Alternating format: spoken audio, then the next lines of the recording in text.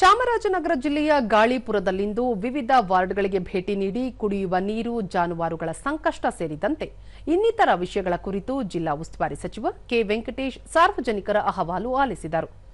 ಈ ವೇಳೆ ಶಾಸಕ ಪುಟ್ಟರಂಗ ಶೆಟ್ಟಿ, ಜಿಲ್ಲಾಧಿಕಾರಿ ಶ್ರೀರೂಪ, ಜಿಲ್ಲಾ ಪಂಚಾಯತ್ ಮುಖ್ಯ ಕಾರ್ಯನಿರ್ವಹಣಾಧಿಕಾರಿ ಮೋನಾರೋತ್, ನಗರಾಭಿವೃದ್ಧಿ ಕೋಶದ ಯೋಜನಾ ನಿರ್ದೇಶಕ ವೆಂಕಟೇಶ್, ನಗರಸಭೆ ಕಾರ್ಯಪಾಲಕ ಎಂಜಿನಿಯರ್ ಪ್ರಕಾಶ್ ಸೇರಿದಂತೆ ಹಲವರು ಉಪಸ್ಥಿತರಿದ್ದರು.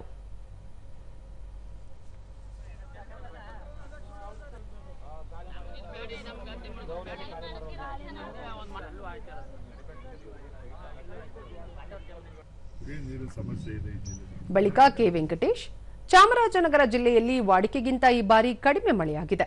ಹೀಗಾಗಿ ಪಟ್ಟಣ ಮತ್ತು ಗ್ರಾಮಾಂತರ ಪ್ರದೇಶದಲ್ಲಿ ಕುಡಿಯುವ ನೀರಿಗೆ ಅಭಾವ ಎದುರಾಗಿದೆ. ಈ ಹಿನ್ನೆಲೆಯಲ್ಲಿ ಜನರಿಗೆ ಕುಡಿಯುವ ನೀರಿನ ಸಮಸ್ಯೆ ಎದುರಾಗದಂತೆ ಎಚ್ಚರಿಕೆ ವಹಿಸಲಾಗಿದೆ. ಜಾನುವಾರುಗಳಿಗೆ ಮೇವಿನ ಕೊರತೆ ಎದುರಾಗದಂತೆಯೂ ಗಮನ ಹರಿಸಿದ್ದು ಅಧಿಕಾರಿಗಳಿಗೆ ಸೂಚಿಸಲಾಗಿದೆ ಎಂದರು. ಇಲ್ಲಿ ಮಳೆ ಇಲ್ಲ, ಬಟ್ ನೆನ್ನೆ ಎಲ್ಲ ಕಡೆ ಮಳೆ ಬಹಳ ಚೆನ್ನಾಗಿದೆ. ಮಳೆ ಒಂದು 2-3 ಮಳೆ ಆದ್ರೆ ಹೆಸರು ಬಂದ್ಬಿಡುತ್ತೆ. ಮಾಡ್ತೀನಿ, ಎಲ್ಲ ಸಮಸ್ಯೆ ಇದ್ದೇ ಇದೆ. ಈ ವರ್ಷ ಅಂತೂ ಭೀಕರವಾದಂಥ ಬೇಸಿಗೆ ಇದೆ, ಬಿಸಿಲಿದೆ. ಯಾವಾಗಲೂ ಇಂಥ ಬೇಸಿಗೆ ಬಿಸಿಲು ನಮ್ಮ ಬಿಸಿಲು ನೋಡಿ